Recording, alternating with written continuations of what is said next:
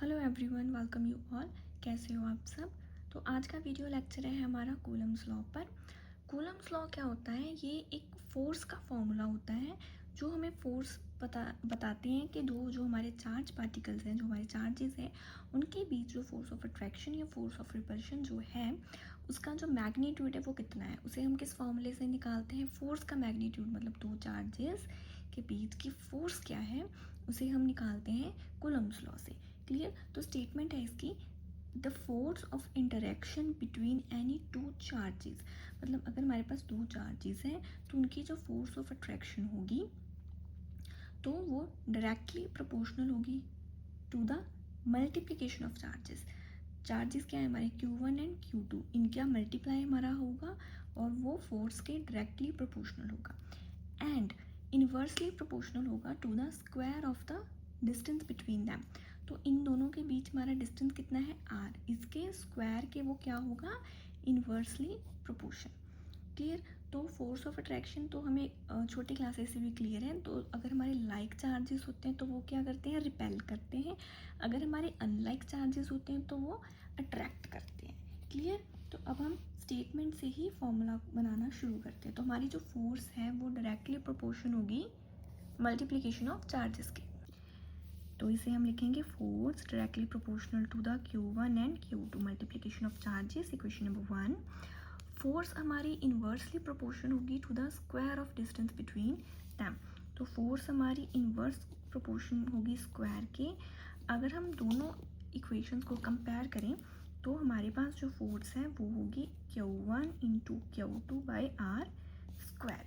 तो अब हमें क्लियर है कि अगर हम प्रोपोर्शनैलिटी का जो साइन है ये हटाएंगे तो इक्वल टू लगाएंगे तो एक कांस्टेंट आएगा K।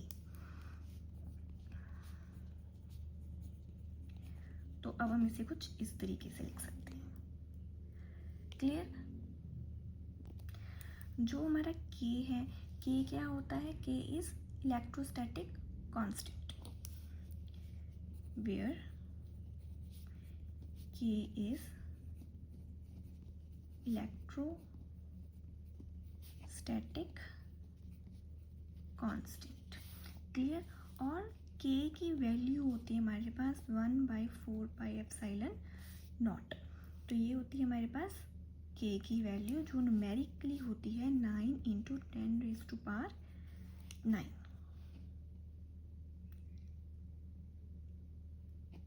क्लियर है आपको ये concept?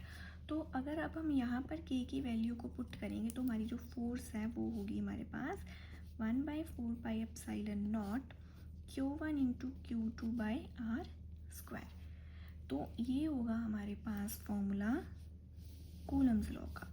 So this is the Coulomb's law. Clear?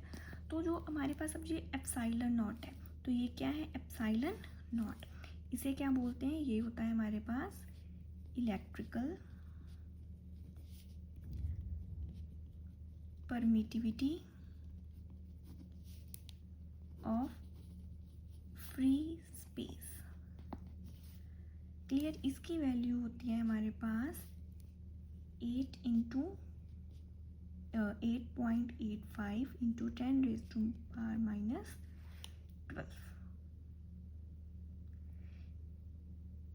Clear?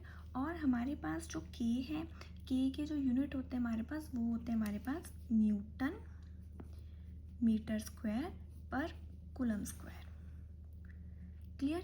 तो सेम अगर हमें एप्सिलॉन के यूनिट्स निकालने हैं तो ये जो एप्सिलॉन है वो क्या है? हमारे इन्वर्स में है K के। तो इसके जो एप्सिलॉन के जो यूनिट्स हैं वो भी क्या हो जाएंगे? इसके इन्वर्स हो जाएंगे। मतलब वो हो जाएंगे हमारे पास coulomb square newton meter square. तो ये था हमारे पास कूलम्स लॉ। होप आपको पूरी जो डेरिवेशन है, फॉर्मूला ड्राइव करना है, वो सब इजीली समझ आया होगा। आप मेरे चैनल पर पहली बार आए हैं तो चैनल को सब्सक्राइब करना, अपने फ्रेंड्स के साथ शेयर करना। Thanks for watching.